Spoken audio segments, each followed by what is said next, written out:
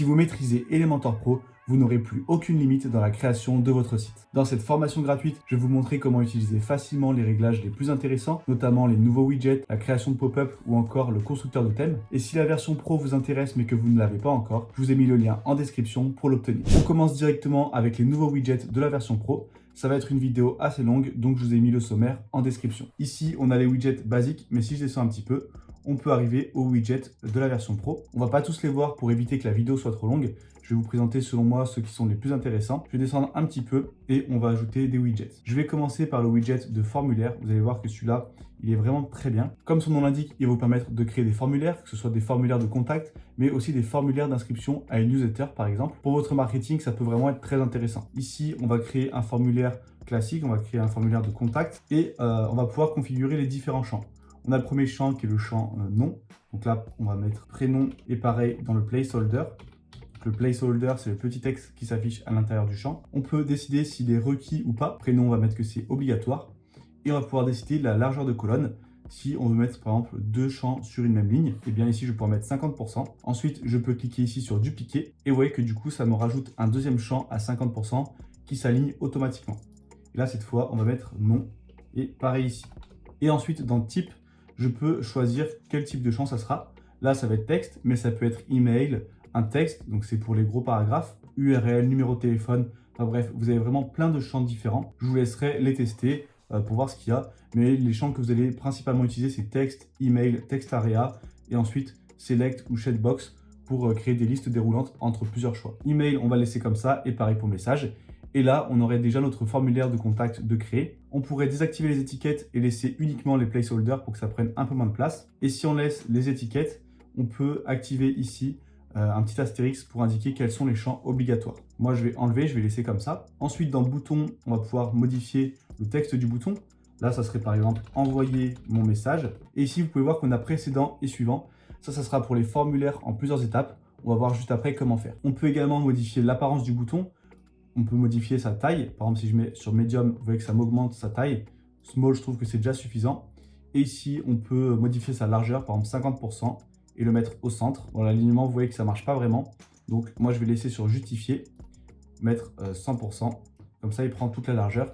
Et ça serait plutôt au niveau de la section que je viendrais un peu réduire la largeur du formulaire, comme ceci, pour éviter que ça soit trop gros. Je retourne dans mon formulaire. Ensuite, on a les actions après la soumission. Une fois que la personne a cliqué sur envoyer mon message, qu'est-ce qui va se passer? Et bien là, on va pouvoir définir plusieurs actions. La première qui est de collecter les entrées, c'est-à-dire que ça va enregistrer les valeurs données dans le formulaire dans Elementor. Et la deuxième, email, là, ça va tout simplement vous envoyer une notification par email pour vous prévenir que le formulaire a été envoyé. Et je vais pouvoir ajouter d'autres actions qui sont très intéressantes. Par exemple, vous pouvez rediriger vers une certaine page. Si vous voulez créer une page exprès, une page de remerciement ou une page de confirmation, eh bien vous allez pouvoir rediriger. Et vous voyez que si je clique sur redirect, ça m'ajoute ici l'étape et je vais pouvoir la configurer. Donc là, je vais pouvoir entrer l'URL de la page et créer la page que je veux pour la redirection. Moi, je vais retourner dans les actions, je vais supprimer redirect. Et ce qui va être intéressant, c'est de connecter un autorépondeur, par exemple Mailchimp. Et là, eh bien, vous allez pouvoir faire un formulaire d'inscription à une newsletter. Vous voyez que le champ Mailchimp s'est ajouté. Si je le déroule, ici, il va falloir que j'entre une clé API directement dans les réglages d'Elementor Pro. Pour cela, quand vous êtes dans le tableau de bord, vous allez sur Elementor Réglages, dans Intégration, et ici, Mailchimp, vous voyez qu'on peut l'intégrer. À chaque fois, pour chaque autorépondeur, vous avez un lien vers la documentation pour savoir où trouver la clé API. Vous avez juste à l'entrer, puis à enregistrer les modifications. Et ensuite, ici, vous aurez votre compte qui va s'afficher. Vous pourrez sélectionner votre audience, et ensuite, vous aurez différents réglages. Par exemple, mettre un certain tag pour avoir plusieurs formulaires et en fonction de où la personne s'inscrit, elle va avoir un tag différent. Et là, pour votre marketing, vous allez pouvoir faire différentes choses. Ensuite, si je vais ici dans la collecte des entrées, vous voyez qu'il n'y en a aucun réglage. Ça va juste s'enregistrer dans Elementor et entrée. Et pour email, eh bien, vous allez pouvoir définir à qui va être envoyée la notification par email. Par défaut, c'est l'adresse admin. Vous pouvez voir qu'on peut séparer par une virgule et mettre plusieurs emails. Et vous allez pouvoir modifier l'objet et le contenu du message. Donc là, on aurait pu créer un formulaire assez basique, mais on peut également créer un formulaire en plusieurs étapes si vous avez vraiment beaucoup de champs. Pour cela, vous allez ici dans Form Field, on va ajouter un élément. Et ici, au lieu de mettre texte, on va mettre étape, donc step en anglais. Et là, vous voyez que automatiquement, ça m'a ajouté un petit 1 et un 2 pour dire qu'il y a deux étapes. On peut mettre un nom à l'étape. Donc là, par exemple, la première étape, ça aurait pu être information. Et là, ça va être devis. Et maintenant que j'ai ajouté une étape, vous voyez qu'on a élément numéro 1 qui s'est ajouté automatiquement. Donc c'est ici qu'on va mettre information. Donc là, on aurait une première étape qui serait information personnelle et une deuxième étape qui concernerait un devis. Il me suffirait d'ajouter les éléments. Là, on va mettre par exemple une liste déroulante. Dans la label, on va mettre quel est votre besoin. Et ici, on pourra mettre les différents choix. Par exemple, site vitrine, site e-commerce ou blog. Et on pourrait ajouter un élément avec un paragraphe et par exemple dire « Dites-nous en plus sur votre projet ». Je vais réafficher l'affichage des étiquettes puisque sur quel est votre besoin, on n'a pas de placeholder, on a juste l'étiquette, donc c'est important qu'elle y soit. Et maintenant, j'ai mon étape numéro 1 et mon étape numéro 2 avec mes autres champs. Je vais pouvoir dans bouton modifier, traduire le bouton. Donc là, je vais mettre suivant et précédent. Et maintenant, si je fais mettre à jour et que je vais voir mon formulaire, si je le remplis avec les différentes infos, là, je fais suivant. Ici, j'ai la liste déroulante, par exemple site e-commerce. J'ai un message que je pourrais mettre et ensuite je peux envoyer mon message. On va pouvoir également personnaliser l'apparence du formulaire. Pour cela, on va aller dans l'onglet style. Ici, on a des réglages assez secondaires, mais si on va dans bouton, on va pouvoir modifier la couleur du bouton. C'est surtout ça qu'on va faire dans la plupart des cas. Donc là, on va pouvoir, là par exemple, je peux passer en couleur d'arrière-plan rouge. Pareil pour le bouton précédent. Dans le bouton précédent, on va mettre plutôt en grisé, puisque souvent c'est un bouton secondaire. C'est plutôt le bouton suivant et envoyer le message qu'on va vouloir qu'il se démarque. Vous pouvez également modifier la typographie, que ce soit pour le bouton ou pour les champs. Et dans étapes, ici, vous avez quelques options de mise en forme. Mais ce qui est le plus intéressant, c'est dans contenu. On retourne ici dans étapes. Et là, dans type, on va pouvoir modifier un peu l'apparence. Par exemple, progress bar. Vous voyez que ça me met comme ceci. Je peux mettre juste des nombres. Le nombre et le titre, l'icône, enfin bref, on a plein d'options. Donc, je vous laisserai choisir celle que vous préférez.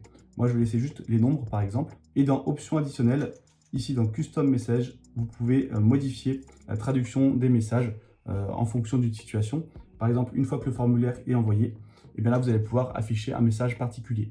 Donc, vous voyez que ce widget formulaire, il est vraiment très complet. On va maintenant passer à un autre widget qui est ici le titre animé. Et vous voyez qu'on va pouvoir ajouter une petite animation sur notre titre. Et là, ça va être intéressant pour mettre en avant un certain mot dans votre titre. Par exemple, si on est sur une agence web qui fait du SEO, on va marquer ici booster votre et on va souligner, animer le mot visibilité. Et là, on pourrait ajouter du texte après, par exemple, avec notre agence. On va pouvoir modifier également le style. Ici, ça va ajouter une animation sur le mot.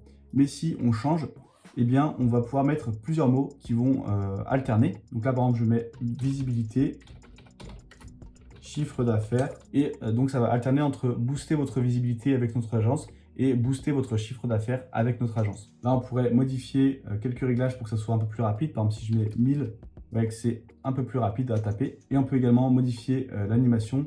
Là, ça fait un effet où ça tape le texte, mais on a plein d'animations différentes. Et si je repasse sur surlignement, ici, au lieu d'avoir un cercle, on peut avoir plein d'éléments. Par exemple, souligner. Et vous voyez que ça rajoute juste comme ça un petit soulignement. C'est assez discret et ça peut être pas mal. Et ensuite, dans loop, est-ce que vous voulez que l'animation tourne en boucle ou est-ce que vous voulez qu'elle se fasse une seule fois? Et donc là, ça va s'arrêter comme ceci. Avec ce widget, vous allez vraiment pouvoir être créatif dans votre marketing et mettre en avant les bénéfices pour votre client. Ensuite, on a Price List que j'aime bien pour pouvoir créer un menu pour un restaurant, par exemple. Ici, vous allez pouvoir configurer les différents éléments, notamment le prix. Par exemple, on va passer en euros. Ici, on mettrait par exemple pizza et une courte description et une image de pizza. Bon, moi, j'en ai pas, je vais mettre un t-shirt, ça n'a rien à voir, mais c'est juste pour vous montrer. Et là, pour éviter que l'image soit trop grosse, dans style, on va descendre un petit peu, on va aller dans image. Et ici, on va aller dans personnaliser. Et ici, je vais me mettre par exemple à 70 pixels par 70 pixels. Je vais faire appliquer. Et là, j'ai une image qui est correcte. Et là, je pourrais très facilement ajouter différents éléments et avoir mon menu de restaurant qui serait créé. Je vais dupliquer ce champ pour avoir une image à chaque fois. Et là, vous voyez que j'ai un menu très classique qui pourrait être créé rapidement. Et ensuite, je pourrais personnaliser les couleurs. Par exemple, la couleur du titre, on va passer en noir. Pareil pour le prix. Et je pourrais resserrer un petit peu la section. Voilà, comme ceci. Et là, très rapidement, j'aurais créé mon menu de restaurant. On a le widget Call to Action qui est également intéressant pour mettre en avant une action. Par exemple, une inscription à une newsletter. Ici, je vais pouvoir glisser une image. Moi, je vais prendre cette image. Et vous allez pouvoir mettre un titre, une description et un bouton. Et vous voyez que quand on va sur la section, on a un petit effet de zoom, donc c'est pas mal. Et ici, moi je préfère même encore mieux cover. Là, le problème c'est que mon image elle n'est pas assez sombre, donc le texte ressort pas très bien. Vous, si vous faites ça, importez une image et vous allez baisser sa luminosité avant de l'importer pour qu'elle soit bien sombre et que le texte ressorte bien, puisque on n'a pas l'option malheureusement pour directement ajouter ou assombrir l'image depuis le widget. Donc là, le texte ne ressort pas assez. Mais si on avait une image plus sombre, et bien là, on aurait une très belle section avec un petit zoom quand on survole. Et on pourrait mettre par exemple un appel à l'action pour obtenir un devis ou pour s'inscrire à une newsletter. Ça permettrait d'avoir une section qui se démarque vraiment du reste de la page et donc de faire ressortir l'objectif principal de notre page. Ensuite, on a le widget sommaire qui peut être intéressant pour les articles de blog. Si je le glisse, ça va automatiquement me lister les différents titres qui sont présents sur ma page. Et vous allez pouvoir décider quels titres vont être inclus dans votre sommaire. Est-ce que vous allez inclure que les titres secondaires ou alors tous les niveaux de titres? Là, vous voyez que ça reprend bien les titres de ma page. Mais le problème, c'est que ça prend également les titres de mon pied de page. Nous contacter, nous suivre, information, c'est les titres qui sont ici. Et ça, moi, je ne veux pas le reprendre dans mon sommaire parce que c'est pas intéressant. Et bien, ce que je vais faire ici, c'est que je vais définir un conteneur. Et donc, ça va prendre uniquement les titres au sein de ce conteneur. Si c'est pour une page, vous avez juste à marquer point conteneur. Et là, ça va prendre uniquement les titres qui sont au sein de votre page. Et si c'est pour un article de blog, vous marquez point entry-content. Et ça va prendre uniquement les titres qui sont au sein de votre article de blog. Ensuite, on peut passer soit en nombre, soit en points comme ceci. Moi, je vais laisser en nombre, c'est plus clair. Et les options additionnelles, on a plein de petits réglages que je vous laisserai aller voir si ça vous intéresse. Mais dans tous les cas, vous pouvez, pour vos articles de blog, très facilement inclure des sommaires automatiques. Et dans Style, vous allez pouvoir modifier l'apparence du sommaire. Ensuite, on a le compte à rebours ici. Et ça va être très intéressant pour créer de l'urgence, notamment quand vous faites une promotion. Ça va être important que cette promo soit limitée dans le temps pour créer un sentiment d'urgence. Et vous allez pouvoir accentuer ça avec un compte à rebours. Donc que ce soit sur vos pages produits, que ce soit sur une page d'accueil par exemple, ou n'importe où sur votre site, vous allez pouvoir inclure ce compte à rebours pour montrer que la promo finit dans un certain temps. Là, vous avez plusieurs options. Soit vous mettez une date définie, soit vous mettez ce qu'on appelle un compte à rebours evergreen, c'est-à-dire qu'il va tout le temps être actif. Donc là, si je mets ça et que je sélectionne une durée, par exemple 15 heures, et bien peu importe à quel moment la personne vient sur votre site, dès que le compte à rebours va s'activer, ça va mettre automatiquement 15 heures et là 59 minutes. Et sinon, et bien si c'est une promo limitée dans le temps, vous allez mettre sur une certaine date et ici vous allez pouvoir sélectionner la date et l'heure de la fin de promo. Ensuite, vous pouvez afficher uniquement par exemple les heures, minutes et secondes et désactiver les jours. S'il reste par exemple plus que 15 heures, ça ne sert à rien d'afficher les jours. Et vous pouvez modifier ici les étiquettes. Moi, c'est en anglais, donc là, je passe en français et je mets un diminutif pour éviter que ce soit trop long. Voilà, comme ceci. Ensuite, vous allez pouvoir déterminer une action quand le timer est expiré. Donc, soit vous redirigez vers une certaine page. Ça peut être intéressant de créer une page. Désolé, c'est trop tard, la promo est terminée. Et donc, dès que la personne va cliquer, si le timer est fini, ça va le rediriger vers cette page et lui expliquer que la promo est terminée. Et donc là, ça va vraiment le frustrer et la prochaine fois, eh bien, il passera plus rapidement à l'action. La redirection, ça va plutôt être intéressant pour des promos sur des produits digitaux. Mais si c'est des produits physiques, que c'est une boutique e-commerce, on va plutôt juste masquer le compte à rebours plutôt que le rediriger. Puisque si la personne arrive sur la page produit, elle veut quand même acheter le produit même si la promo est terminée. Et donc, on ne va pas la rediriger, on va juste masquer le compteur puisque la promo sera terminée. Et ensuite, pour rendre le compteur un peu plus discret plutôt que ces blocs, moi, ce que je fais souvent, c'est que je vais dans Style. Ici, la couleur d'arrière-plan, eh bien, je me mets en transparent. Et dans Content, je vais mettre en noir, par exemple, les chiffres et les étiquettes. Et ensuite, je vais dans Box et je resserre tout ça. Puis, je diminue un petit peu la taille. Par exemple, ici, on va mettre 23 pixels. Et ici, on peut mettre 15 pixels. Hop, je resserre encore un petit peu. Et comme ça, on a un compteur qui est un peu plus propre et un peu plus discret plutôt que d'avoir les grosses boxes bleues comme la mise en forme par défaut. Et le dernier widget que je voudrais vous montrer, c'est le widget Lottie. Là, ça peut être intéressant pour créer des mises en forme animées. Donc, je vais remplacer mon image par le widget Lottie. Et vous voyez ici que ça va pouvoir me mettre des animations. Si vous voulez trouver des animations gratuites, vous pouvez aller sur le site Lottie Files. Et ici, vous allez pouvoir trouver plein d'animations 100% gratuites. Moi, je vais marquer ici Agency. Et imaginons que je veux cette animation. Je clique dessus. Et là, je vais pouvoir la télécharger. Je prends lottie.json. Là, on nous invite à nous connecter. Donc, je vous laisserai créer un compte si ça vous intéresse. Et une fois que vous êtes connecté, vous allez pouvoir le télécharger. Une fois que c'est téléchargé, ici, on va pouvoir l'importer. Je clique ici. Là, je fais activer les téléversements. Et je vais glisser mon fichier que je viens de télécharger. Une fois que c'est fait, je fais insérer un média. Et là voilà, j'ai mon animation qui s'est importée. Je peux ajouter une URL directement sur l'image animée. Là, je vais maintenant. Et dans les réglages, je vais pouvoir activer Loop pour que l'animation se joue en boucle et qu'il y ait toujours l'animation qui soit active. Ensuite, on a d'autres réglages, mais qui sont assez secondaires. Vous pouvez laisser tout par défaut et juste activer la boucle pour qu'on ait toujours l'animation. Là, vous voyez que ça peut rendre votre site un peu plus vivant très facilement. Donc ce widget, il est vraiment intéressant. Vous voyez qu'avec la version Pro d'Elementor, on a pas mal de nouveaux widgets, mais je ne les ai pas tous présentés dans cette vidéo. Donc si vous voulez les découvrir assez rapidement, vous allez sur la page d'Elementor, sur la documentation officielle. Je vous mettrai le lien en description. Et là, vous pouvez aller dans Pro Widget. Et à chaque fois, pour un widget, vous pouvez cliquer dessus et vous aurez une démonstration vidéo plus quelques explications. Comme ça, vous pourrez rapidement découvrir l'utilité des différents widgets. Maintenant, on va passer aux animations, puisque dans la version Pro, on a de nouveaux réglages pour animer nos widgets ou nos sections. Ce que je vais faire, c'est qu'on va dire que je veux animer cette section. Je vais aller dans Avancer, et ici, dans Effet de mouvement, on a un premier nouvel élément qui est le Scrolling Effect. Je vais cocher, et en fait, ça, on va pouvoir faire différentes animations lorsqu'on scrolle sur l'écran. Par exemple, si je mets Vertical Scroll, je vais le faire plutôt sur l'image pour que ça se voit bien. Je vais aller dans Avancer, Effet de mouvement, Scrolling Effect, et je vais faire Vertical Scroll. Et donc là, vous voyez que quand je scroll, on a l'image qui bouge un petit peu et qui s'anime verticalement. Je vais pouvoir changer la vitesse. Donc là, plus j'augmente, plus le mouvement va être accentué. Et Viewport, en fait, ça correspond à ce qu'on voit sur l'écran. Et en jouant avec ces réglages, on va pouvoir jouer sur les réglages de l'animation en fonction de où se trouve l'utilisateur au niveau de l'écran. Vous voyez que là, si on se trouve à 50%, eh bien l'animation va être à ce niveau-là. Et si je le bouge, eh bien ça va bouger l'emplacement de l'image. Là, c'est peut-être pas très clair, mais ensuite sur les autres réglages, vous verrez que ça sera un peu plus clair. Donc on a le vertical scroll et horizontal. Cette fois, ça va bouger de droite à gauche ou de gauche à droite si je change ici. Ensuite, on a la transparence. Et donc là, vous allez comprendre à quoi correspond Viewport. Vous voyez que quand je suis ici, l'image est pas présente. Et plus je scrolle, plus elle va être opaque. Et là, vous voyez qu'elle n'est pas vraiment à 100% opaque quand je suis devant l'image. Et donc ça va pas. Ce que je vais faire, c'est que je vais baisser le viewport et que je vais baisser à 50%. Et là, vous voyez que du coup, quand je suis à 50%, c'est-à-dire que l'image est à la moitié du viewport, donc au milieu de mon écran, eh bien on aura l'opacité au maximum. Tandis que si je mets comme ceci à 100, vous voyez que ça me baisse l'opacité et donc ça va pas. Donc je me mets à 50. Et maintenant, quand je remonte, j'ai bien l'opacité qui est à 0. Mais plus je descends, plus l'opacité augmente. Et voilà, je peux ensuite scroller. On peut faire pareil avec du flou, la rotation ou grossir l'image.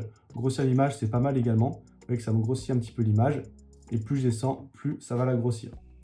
Et pareil, si dans Viewport, ici, je me mets à 50%, eh bien la valeur maximale de grossissement, elle sera quand je serai à 50%. Ensuite, vous voyez que l'image, quand je scrolle, arrête de grossir. Tandis que si je me mets sur 100, eh bien, la valeur maximale de zoom, elle ne sera pas quand je suis au milieu, mais elle sera quand je serai à 100%, c'est-à-dire quasiment tout en bas. Donc je pense que maintenant, pour vous, le viewport est un peu plus clair, et c'est surtout avec cette valeur qu'on va jouer pour ajuster nos réglages. Ensuite, vous pouvez décider d'appliquer cet effet uniquement selon certains types d'appareils. Ces animations, je vous les montre parce qu'elles sont tout de même intéressantes, mais quand vous les utilisez, il faut vraiment savoir ce que vous faites et surtout les utiliser avec parcimonie. Il vaut mieux avoir un site avec aucune animation plutôt qu'un site avec une animation qui est ratée et qui va décrédibiliser le site. Donc faites attention de ne pas en abuser et de ne pas mettre des effets de partout puisque ça peut faire vraiment un effet pas terrible du tout. Ensuite, on a le mouse effect et je peux prendre mouse track et ici en fait ça va suivre ma souris. Là c'est à l'opposé de ma souris, mais si je fais ici direct, eh bien ça suit la direction de ma souris. Là, ça va être utile plutôt pour vraiment des notions de web design très avancées. Pareil pour le 3D tilt, vous voyez que ça fait une petite rotation 3D de l'image. Je peux augmenter la vitesse pour que ça soit plus parlant. Voilà, vous voyez que là, on voit bien la rotation 3D. Mais cet effet, c'est vraiment pour du web design avancé. Par contre, le sticky, ça va être intéressant dans beaucoup de cas. Pour vous montrer l'exemple, je vais créer deux colonnes, une avec mon image, et là, je vais ajouter un peu de texte. Donc, je vais retirer le bouton et je vais mettre beaucoup de texte. Voilà, comme ceci. Et là, vous voyez que si je scrolle, du coup, ici, on a une section vide et c'est pas terrible. Eh bien, je vais pouvoir épingler mon image pour qu'elle reste accrochée, enfin épinglée en haut et donc qu'elle suive le texte. Je vais donc sur mon image, dans Effet de mouvement, Scrolling Effect, je vais l'enlever et je vais me mettre sur Sticky Top. Là, ça va me le coller en haut de ma fenêtre. Vous voyez que mon image est collée en haut. Là, ça fait un petit effet où l'image saute. Je Je pense parce que c'est une animation de Lottie. Si je mets une image classique, à mon avis, on n'aura pas ça. Donc je vais tester. Voilà, vous voyez que là, c'est plus fluide. On n'a pas l'effet de l'image qui saute. Je vais pouvoir mettre ici un décalage par exemple de 50 pixels. Et vous voyez que du coup, on a un petit espace ici de 50 pixels. Donc c'est un peu mieux plutôt que ce soit vraiment collé à l'écran. Et comme ça, quand je scrolle et que je lis mon texte, eh bien à chaque fois, j'ai mon image qui est à côté et j'ai pas d'espace vide. Par contre, le problème, c'est que si je descends, mon image va aller par-dessus ma section qui est en dessous. Et donc pour éviter ça, on va cocher une case qui s'appelle Stay in Column. Et donc, hop, si je scrolle maintenant, ça va rester dans ma colonne. Vous voyez que du coup, là, c'est épinglé ici et ça ne va pas sur ma section suivante. Ça, cet effet, il peut vous être utile vraiment dans plein de cas différents. Si vous voulez mettre en avant une information, vous allez donc épingler une section en haut, par exemple un numéro de téléphone, une adresse mail, un formulaire de contact. Vous avez vraiment plein de situations dans lesquelles le fait d'épingler un élément va être intéressant. Maintenant qu'on a vu les nouveaux réglages autour des widgets, on va voir une nouvelle fonctionnalité qui est très intéressante, c'est la création de pop-up. Je retourne sur mon tableau de bord et je vais ici dans Modèle, Pop-up. On va créer la première. Ici, on va donner un nom. Je vais marquer juste test et je vais faire créer un modèle. Les pop-up, malgré ce qu'on peut penser, c'est vraiment un élément marketing qui est très puissant, mais par contre, il faut savoir bien les utiliser. Donc déjà, il ne faut pas en abuser. C'est sûr que si, dès que la personne arrive sur votre site, dès la première seconde, elle a plusieurs pop-up qui s'affichent, elle va directement quitter le site puisque c'est trop intrusif. Donc les pop-up, il ne faut pas en abuser, il ne faut pas en mettre trop. Et surtout, il faut les mettre au bon endroit et au bon moment. Il va falloir les mettre sur des pages où c'est pertinent et où ça apporte de l'information intéressante pour l'utilisateur. Et surtout, il faut éviter de les déclencher dès que l'utilisateur arrive. Dans cette vidéo, on va créer 3 types de pop-up. On a l'exit pop-up qui va se déclencher uniquement quand l'utilisateur cherche à quitter le site. Donc ça, c'est vraiment très intéressant et je vous recommande de le mettre en place. Par exemple, si l'utilisateur est sur la page de validation de commande, mais qu'au lieu de terminer sa commande, il veut quitter le site, et bien là, vous allez pouvoir mettre une exit pop-up et afficher un code promo exclusif. Ensuite, le deuxième type de pop-up qui peut être intéressant, c'est celle qui apparaît lorsqu'on scrolle sur le site. Là, pareil, ça évite d'être trop intrusif, puisque la personne, ça fait déjà un petit moment qu'elle est sur le site, et c'est juste une petite pop-up qui apparaît sur le côté, par exemple, dès que la personne est à un certain pourcentage de la page. Et le troisième pop-up qu'on va voir, c'est le pop-up au clic. Et donc là, c'est vraiment pas du tout dérangeant, puisque c'est la personne qui va vouloir l'ouvrir en cliquant sur un certain élément pour afficher plus d'informations. Retenez bien de ne pas mettre trop de pop-up, de les afficher au bon endroit au bon moment et d'afficher à chaque fois des informations claires et pertinentes sur vos pop-up. Et si vous faites ça, eh bien, ça sera vraiment un outil marketing très efficace. Ici, on a directement des modèles, mais nous, on va cliquer sur la croix et on va créer notre pop-up de zéro. Ici, c'est comme la construction d'une page classique. Vous allez pouvoir glisser les widgets que vous voulez. Par exemple, imaginons que c'est pour offrir un code promo exclusif. Eh bien, on va mettre ici un titre. On va mettre « Attention, ne partez pas tout de suite » pour vraiment attirer l'attention du visiteur. On va le mettre en rouge pour que ça soit bien voyant. Et on va mettre un peu plus gros, par exemple 30 pixels. Comme texte, on pourrait mettre ça. Utilisez le code surprise 10 et débloquez vos 10% de réduction exclusif. Je vais ajouter ce code est valable pendant. Et là, on pourrait mettre un compte à rebours. Par exemple, de dire qu'il est valable uniquement pendant 15 minutes. Donc, je vais mettre Evergreen Timer. Là, je mets 15 minutes. J'enlève les jours, les heures. Je laisse juste minutes et secondes. Dans les réglages de la section, je vais ajouter un petit peu de marge interne en haut et en bas. Par exemple, 30 et 30. Et on pourrait avoir notre pop-up qui ressemble à ça. Ensuite, si je vais dans les réglages ici en bas à gauche, on peut définir des réglages globaux pour la pop-up, notamment sa largeur ou sa hauteur. Donc là, vous voyez que par défaut, c'est adapté au contenu. Mais si je mets Fit to Screen, ça prend tout l'écran. Ou alors, je peux mettre personnalisé pour mettre l'hauteur que je veux. Moi, je vais mettre adapté au contenu. On peut changer également sa position. Par défaut, elle sera centrée. Mais vous voyez que je peux faire vraiment ce que je veux. Je peux enlever l'overlay. L'overlay, c'est tout simplement le petit effet assombri qui est autour de la pop-up. Moi, je vous conseille de le laisser pour vraiment faire ressortir la pop-up à chaque fois. Et pareil pour le bouton de fermeture, je vous conseille de toujours le laisser pour que la personne puisse quitter la pop-up facilement. On peut mettre une animation d'entrée. Donc là, par exemple, Fade In, ça va apparaître avec un fondu. Mais si vous voulez mettre une animation, je vous conseille de mettre quelque chose plutôt de dynamique. Là, si je fais prévisualiser, vous voyez qu'on peut mettre une pop-up comme ceci. Là, j'ai un problème d'affichage sur mon timer, je ne sais pas pourquoi. Mais vous voyez que là, au moins, avec cet effet, la pop-up ressort vraiment. Et ensuite, dans Style, vous pouvez modifier la couleur d'arrière-plan, la couleur de l'overlay et modifier le bouton de fermeture. Imaginons que votre pop-up est terminé. Vous allez maintenant cliquer sur Publier et on va accéder aux différents réglages. Déjà, on va devoir définir où est-ce qu'on veut faire apparaître la pop-up. Ici, on va ajouter une condition et par défaut, ça sera sur tout le site. Mais vous voyez que je peux choisir par exemple archive singulier ou WooCommerce. Donc là, ça sera archive, ça va être les catégories d'articles. Donc soit toutes les pages archives, soit uniquement certaines catégories. Si je vais dans singulier, ici, je vais pouvoir choisir par exemple uniquement les articles de blog. Et parmi mes articles, je peux choisir seulement un article en particulier ou quelques articles, ou bien uniquement certaines pages. Et pareil, si je vais dans WooCommerce, eh bien, soit toute la boutique, soit uniquement les pages archives, soit uniquement certains produits ou certaines catégories. Vous voyez qu'on peut être vraiment très spécifique pour l'affichage de nos pop-up. Et on va la mettre par exemple uniquement sur la page panier. Pour cela, je vais dans singulier. Ici, je prends page. Et là, au lieu de tous, je vais mettre juste la page panier. Voilà. Ensuite, on a le déclencheur. Donc là, c'est dans quelles conditions la pop-up va se déclencher. Ça peut être directement au chargement de la page. Et vous pouvez attendre un certain délai, par exemple si je mets 5, et bien automatiquement, 5 secondes après que la personne soit arrivée sur la page, la pop-up va se déclencher. Ensuite, ça peut être au scroll. Là, par exemple, si on scrolle de 50% la page, la pop-up va s'afficher. Ici, c'est quasiment pareil, sauf qu'au lieu de mettre un pourcentage, vous allez mettre une classe CSS pour définir vraiment un élément particulier qui va déclencher la pop-up. Ça peut être au clic, donc après un certain nombre de clics, là, ça va être au premier clic sur n'importe quel élément. Et là, si je mets 5, eh bien, c'est que dès que la personne aura fait 5 clics sur mon site, peu importe sur quel élément, eh bien, ça va déclencher la pop-up. Ça, c'est pas forcément très pertinent puisqu'on n'a pas vraiment de contrôle sur ce qui va déclencher la pop-up. Donc, on va voir comment déclencher si on clique sur un certain bouton. Ça sera plus intéressant. Ici, ça peut être pas mal, c'est après un certain temps d'inactivité. Là, encore une fois, si la personne est sur la page panier ou validation de commande et que pendant 2 minutes, elle n'est pas active, donc on va mettre 120 secondes, eh bien, on peut lui afficher une pop-up du style « Est-ce que vous rencontrez un problème pour valider votre commande ? Est-ce que vous avez besoin d'aide ?» Et nous, ce qui nous intéresse ici, c'est le page exit. Donc ça, c'est ce que je vous disais tout à l'heure. C'est dès que la personne va remonter la souris et va chercher à quitter la page, eh bien, la pop-up va s'afficher. Bon, malheureusement, du coup, ce type de pop-up ne fonctionne pas sur mobile, puisqu'on ne peut pas traquer la souris, mais sur PC, ça fonctionne très bien. Je clique sur suivant, et là, on a des règles avancées. Dans la plupart des cas, on ne va pas les utiliser, mais on peut afficher la pop-up après un certain nombre de pages vues, après un certain nombre de sessions, si la personne arrive d'une URL spécifique. Là, ça va vraiment être pour des actions marketing un peu plus poussées.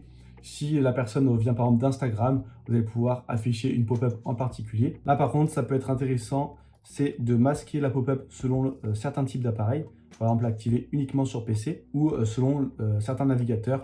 Bon, là, ça ne sera pas très utile. Maintenant, on va cliquer sur sauvegarder et fermer. Ma pop-up a été créée. Et donc, si je vais sur une page d'accueil, que je scrolle un petit peu, que je veux quitter le site, là, la pop-up ne s'affiche pas, c'est normal, puisque je l'ai activée uniquement sur la page panier. Si maintenant, je vais sur ma boutique, que j'ajoute un produit au panier et que je vais sur la page panier, imaginons que je cherche à quitter, et bien là, vous voyez que la pop-up s'affiche directement. Maintenant, ce qu'on va faire, c'est qu'on va afficher une pop-up sur les articles de blog. Et imaginons que la personne scrolle à un certain moment, et bien là, on va afficher une petite pop-up assez discrète sur le côté, par exemple pour récolter les emails. Pour cela, je vais modifier ma pop-up. Ici, je vais marquer par exemple « Obtenez notre guide WordPress » et au lieu de mettre du texte, je vais mettre un formulaire. Là, je mettrai juste prénom et email. Voilà. Dans bouton, je mettrai « Obtenir mon guide gratuit » et il faudrait que ici dans Action, je mette un autorépondeur, par exemple Mailchimp, et que je le connecte donc ici pour que la personne soit automatiquement ajoutée à ma liste email. Et je vais juste modifier la couleur du bouton, je vais la mettre en rouge et dans avancer, je vais ajouter un petit peu de marge pour réduire la largeur du formulaire. Là, il faudrait mettre un peu de texte pour expliquer en quoi le guide est intéressant. On va aller dans les réglages de la pop-up. Dans largeur, je vais la diminuer un petit peu. Du coup, là, je vais pouvoir augmenter un petit peu la taille de mon formulaire. Je vais passer à 50 et 50. Et ce que je vais faire, pareil, dans les réglages de la pop-up, c'est que je vais le mettre à droite et en bas pour que ça soit vraiment le plus discret possible. Et je vais également retirer l'overlay. Je décoche cette case et j'aurai juste ma petite pop-up comme ça. Et dans l'animation d'entrée, je vais mettre sliding left pour qu'elle arrive du côté. Plutôt sliding right pour qu'elle arrive du côté droit. Là, je fais mettre à jour. Ici, je déroule les options et dans display conditions, je vais changer.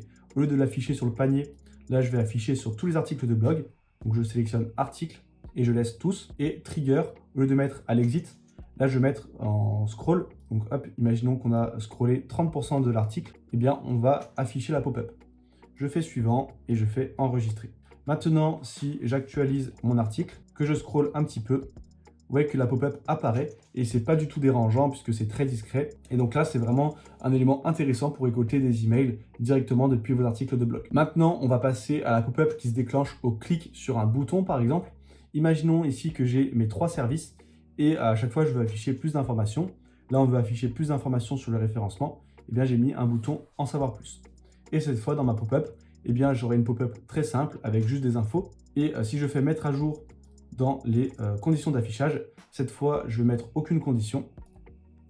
Pareil pour le trigger, puisque là, c'est le clic qui va le déclencher. Ce n'est pas une condition directement sur la pop-up. Là, je fais suivant et je fais sauvegarder. Pour pouvoir ouvrir la pop-up au clic, eh bien, je vais aller ici dans balise dynamique. Et donc ça, c'est un élément qui est très intéressant.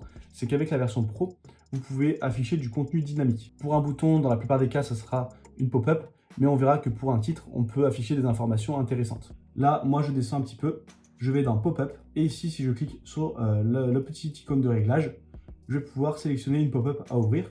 Moi, je l'ai appelée test, je la sélectionne, et maintenant, si je fais mettre à jour, que je vais voir ma page, si je clique sur le bouton en savoir plus, j'ai ma pop-up qui se déclenche. Là, il faudrait que j'enlève l'animation sliding right, et il faudrait que je laisse juste une animation classique. Mais vous avez compris le principe.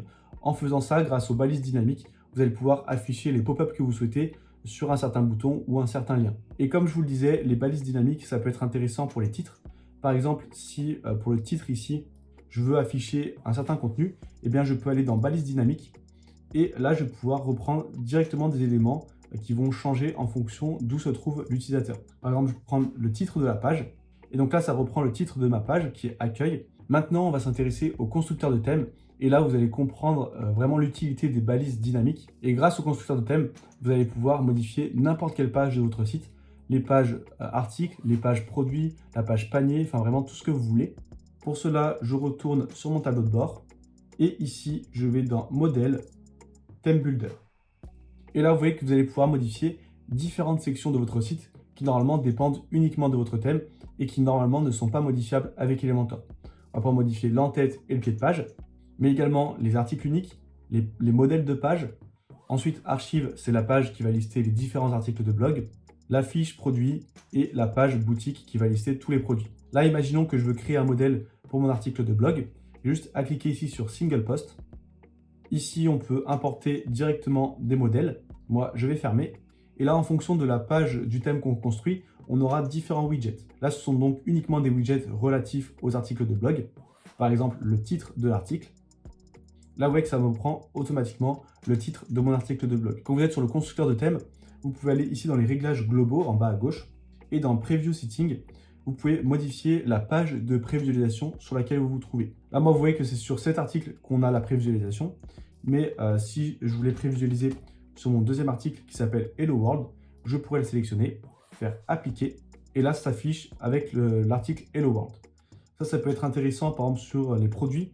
Si vous avez des produits simples et des produits variables, eh bien ici, vous prendrez un produit simple pour voir ce que ça donne, et ensuite, vous sélectionnerez un produit variable pour voir si ça s'affiche correctement. Moi, je vais repasser sur mon article par défaut, parce qu'il y avait du contenu. Donc là, je peux modifier l'apparence de mon titre, par exemple, le centrer, le mettre en noir.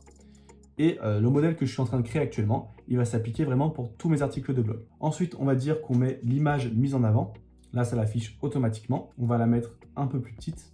Ensuite, on va mettre le contenu de l'article. Donc là, vous voyez que j'ai mon contenu qui s'affiche. Ce qu'on va faire, c'est que dans les réglages de la section, on va resserrer un petit peu pour éviter que le contenu soit trop large. Ça va améliorer la lisibilité. Et donc, je vais pouvoir augmenter un petit peu la taille de mon image mise en avant. Et là, je pourrais ajouter les différents éléments. Là, je fais une mise en forme très simpliste, juste pour vous montrer comment ça fonctionne. Mais vous pouvez vraiment être créatif avec ce constructeur. Par exemple, je pourrais ajouter une section. Ici, je vais l'étirer. Et en arrière-plan, au lieu de mettre une image, et bien ici, je vais dans balise dynamique et je mets image mise en avant. Et donc là, automatiquement, ça va m'afficher l'image mise en avant en arrière-plan sur cette section. Je vais ajouter une superposition d'arrière-plan en noir pour que ça soit plus visible, enfin que le texte soit bien lisible. Et dans hauteur, je vais mettre hauteur minimum et je vais mettre par exemple à 400 pixels. Ensuite, dans la section, je vais glisser le titre de l'article que je vais mettre en plus gros et en blanc. Là, je pourrais glisser quelques informations. Donc, post-info, on va laisser le temps de lecture et l'auteur, enfin dans la date. Je vais centrer et je vais modifier la mise en forme. Je vais mettre en blanc et le texte en blanc également. On va mettre à 16 pixels, pareil pour l'icône. Et donc là, on aurait une bannière à chaque fois avec mon image mise en avant, mon titre et les informations de l'article en question. Et en dessous, on pourrait mettre le contenu. Je vais le resserrer, hop, en 700 pixels pour que ça soit bien lisible. Et je vais mettre un arrière-plan sur la colonne, un arrière-plan blanc. Puis je vais remonter un petit peu pour avoir un effet de chevauchement comme ceci. Et sur mon widget, je vais ajouter de la marge interne. Et dans bordure, je vais mettre un rayon de bordure à 20 pixels par exemple. Non, c'est pas là, c'est dans les réglages directement de la colonne. Et donc là, vous voyez que très rapidement, j'ai créé une mise en forme un peu plus avancée pour mon article de blog. Et ça va s'appliquer automatiquement à tous mes articles. Ensuite, je pourrais descendre un peu plus bas et ajouter les autres éléments. Par exemple, la section commentaires et un lien précédent et suivant. Maintenant, imaginons que mon modèle d'article de blog est terminé. J'ai plus qu'à cliquer sur publier. Là, on va l'afficher sur tous les articles uniques. Donc articles, et là je mets tous. Mais vous pouvez voir qu'on peut mettre des modèles différents en fonction de certains articles. Là, je vais faire enregistrer et fermer. Et maintenant, si je vais sur mon blog, que je vais sur mon article, j'ai bien le modèle qui est pris en compte. Et ici, si je vais sur mon deuxième article, j'ai l'image mise en avant qui est différente. J'ai mon titre qui s'affiche. Bon là, j'ai pas assez de contenu, du coup, ça fait une mise en forme pas terrible. Mais le modèle a bien été appliqué. Et donc, vous pouvez très facilement modifier le modèle de toutes les pages de votre thème. Vous voyez que la version d'Elementor Pro est vraiment très complète. Si ça vous intéresse, vous avez le lien en description. Vous pouvez également télécharger gratuitement les 17 ressources WordPress indispensables. Vous retrouverez une liste de meilleurs thèmes, outils et plugins pour bien débuter sur WordPress. Et si vous voulez développer vos compétences sur WordPress, abonnez-vous pour ne louper aucun tuto.